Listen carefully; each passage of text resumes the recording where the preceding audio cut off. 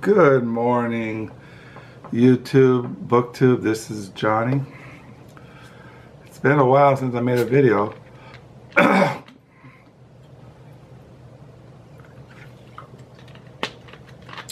Time just keeps flying by. So yeah, today is January the 5th, 2020. It is 8:23 in the morning here on a Sunday morning. My wife just left to go to church, and it's a new week, and I want to show in this video used books that I got last week. As far as my diary this morning, January the 5th, 2020, I'm on page 13. I can see that. I don't know how you do that. Anyway, page 13. And yeah, I did. I mentioned one of my I think my recent videos. I was going to go through the year and write out what I read, and this is it. What I read throughout the year 2019. And I thought what I might do in a video this week is just, I can't show everything that I read, but books that stand out from each month. So yeah, I went through January, you know, just throughout the whole year. So I copied this off. You can also read this list on my online diary, Crooked Fingers, if you want, if you're curious. As far as what I got out to read this morning, I got out the Reformation commentary on 1st and 2nd Thessalonians, 1st and 2nd Timothy, Titus and Philemon. I really haven't even really looked at this thing since I got it. I got it last year. But I just got it out. Usually I've been reading that Jeremiah Burroughs, Moses' Choice, in the mornings, and reading that book, Promise, Law, Faith, Covenant, Historical Reasoning in Galatians by T.W. Gordon. Been reading that a lot. But anyway, to get to the point, here are the books that I got last week used. I got this book by The Best of H.P. Lovecraft, Blood-Curdling Tales of Horror and the Macabre, introduction by Robert Bloch. I've been collecting the H.P. Lovecraft, and I came across this one. And then I picked up used Once Upon a River, a novel by Bonnie Joe Campbell. When I cataloged this, I found out I had it in hardback, so now I have a paperback. So yeah, I just picked up her novel, The Q, I think it was titled. Let me see. Anyway, I first came reading her book, The American Savage. And I don't know, I kind of like her writings. This writer I never heard of, but I read parts of it, and not parts of the beginning of it. This is by a writer I never really heard of, called Mary McGarry Morris, and this is Fiona Range. It's a novel. I never heard of her, but I plan to look for her novels now when I see her. I hope I come across her again. Looks really interesting, this novel. It says here in the back about this novel: abandoned by her young mother, unsure of her father's identity, and raised by her prominent aunt and uncle near Boston, 30-year-old Fiona Range has developed a high threshold of emotional pain. Her Her recklessness, generosity, and poor judgment have landed her in more scrapes than her affluent family can tolerate. Beautiful, but volatile, what's that word? Volatile, sharp-tongued, or trashy, erratic, or wild, depending on whom you ask. Fiona hits rock bottom after she ends a party with a strange man in her bed. Alienated from relatives and friends, but determined to change, Fiona turns to the men in her life, among them cruel, unstable Patrick Grady, who denies she is his daughter. The arrival home of Fiona's gentle cousin Elizabeth will her fiancé in tow sparks a storm where past mistakes and current passions collide. And then I just showed you Wuthering Heights, that I found a hardback. This is a Wuthering Heights, a Norton critical edition. I collect the Norton editions, critical editions.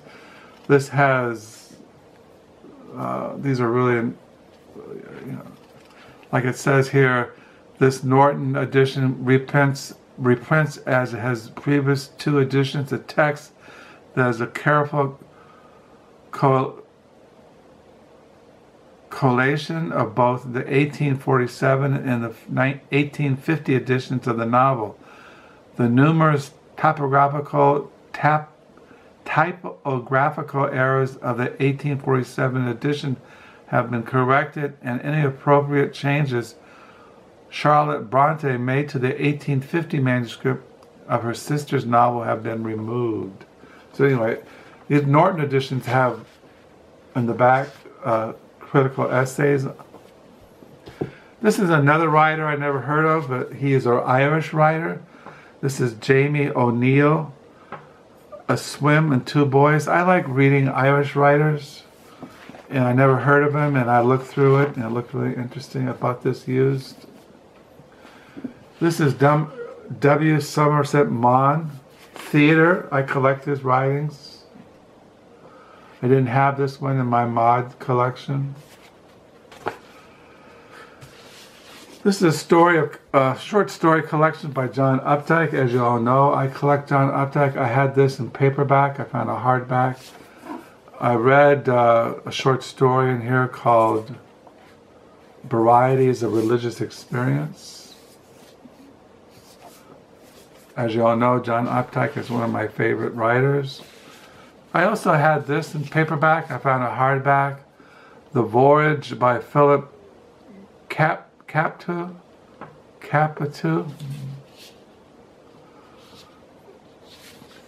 It looks like in perfect condition. It has decal edges, and so I have this now in hardback.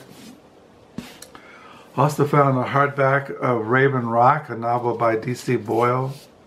As you all know, D.C. Boyle is one of my favorite writers. I've read a lot of him over the years. This is Raven Rock. And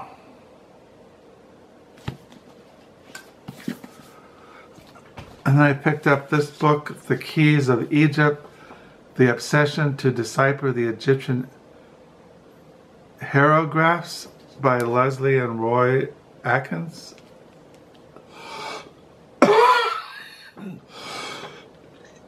Excuse me. Talk about this. Then I picked up this thing used, the Book of Kells.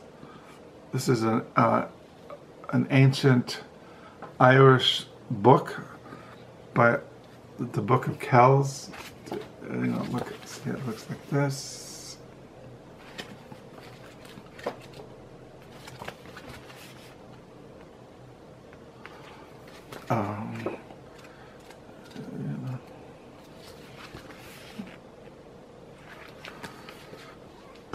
And then I picked this thing, Gauguin and Van Gogh and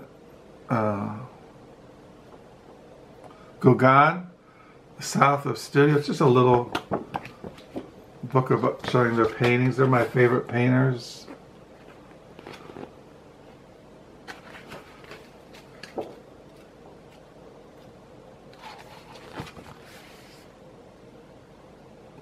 There's a picture of Gauguin there. No, there. Of course, you know who Van Gogh is, the guy with the bald head. And then I picked up this book, Egypt, Cleopatra of Egypt, From History to Myth. This looks kind of interesting about Cleopatra, Egypt. This is a big, huge book about her. And the complete woodcuts of Albrecht Durer. We've all seen his wood cuttings before. These are his woodcuts.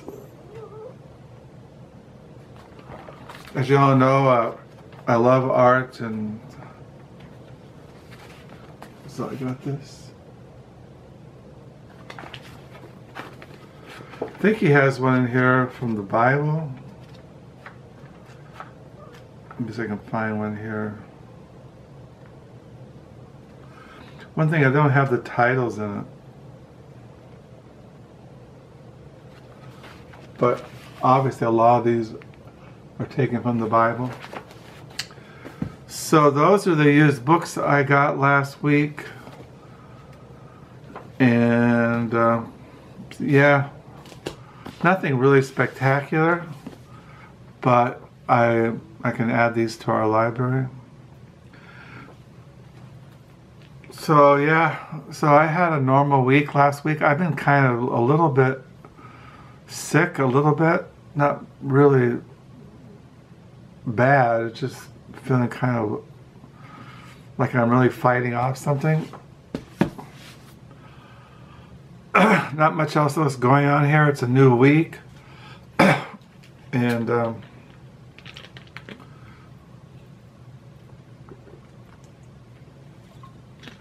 like I said, I'll probably make a video this week of showing some of the books that stand out from the year 2019.